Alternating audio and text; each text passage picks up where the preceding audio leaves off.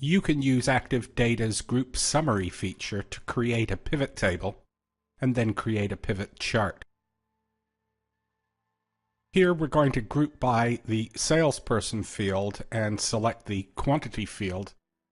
Then we'll check the Create Pivot Table option. We're going to use date, and we're going to calculate the financial quarter and use that as our pivot field. This creates a pivot table on quantity by salesperson by quarter. Next, we click the Pivot Chart button, select the type of chart that we'd like to generate, and click OK, and we get our pivot chart.